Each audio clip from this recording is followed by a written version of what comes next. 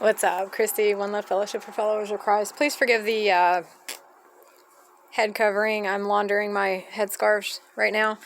So I was just outside reading, sitting on a rock this time, and I was reading again from the Aquarian Gospel of Jesus the Christ.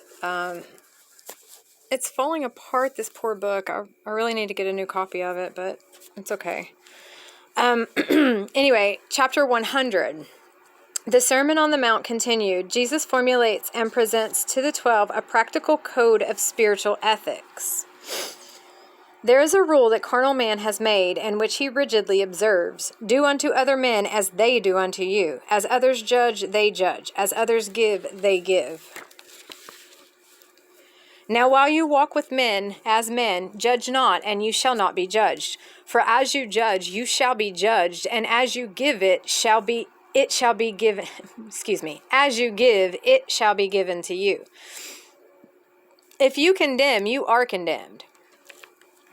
When you show mercy, men are merciful to you. If you love in such a way that carnal man can comprehend your love, you will be well beloved. And so the wise man of this world does unto other men as he would have them do to him. The carnal man does good to other men for selfish gain, for he expects to have his blessings multiplied and then returned. He does not stop to note the end.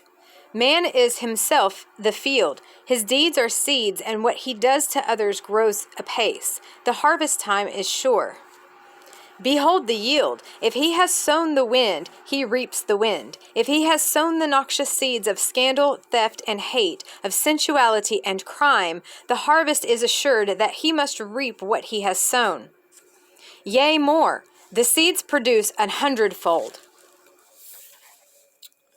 The fruit of righteousness and peace are love and joy. The fruit of righteousness and peace and love and joy can never spring from noxious seeds. The fruit is like the seed. And when you sow seeds of right, because it is the right, and not in the way of trade, expecting rich rewards. The carnal man abhors the spirit law because it takes away his liberty to live in sin. Beneath its light, he cannot satisfy his passions and desires. He is at enmity with him who walks in holy breath. The carnal man has killed the holy men of old, the prophets and the seers, and he will buffet you, will charge you falsely, scourge you, and imprison you, and think he does the will of God to slay you in the streets. But you may not prejudge nor censure him who does you wrong. Each one has problems to be solved, and he must solve them for himself. The man who scourges you may have a load of sin to bear, but what about your own? A little sin in one who walks in holy breath is greater in the sight of God than monster sins in him who never knew the way. How can you see the splinter in your brother's eye while you have chunks within your own? First take the chunks from out your eye, then you may behold the splinter in your brother's eye and help him take it out.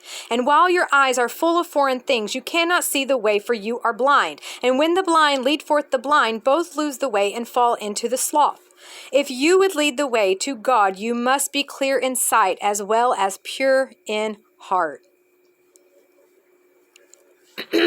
I don't know who this will help or if it'll help anyone at all, but I hope it helps someone today. Remember, you are loved no matter who you are, no matter where you are, no matter what you've done.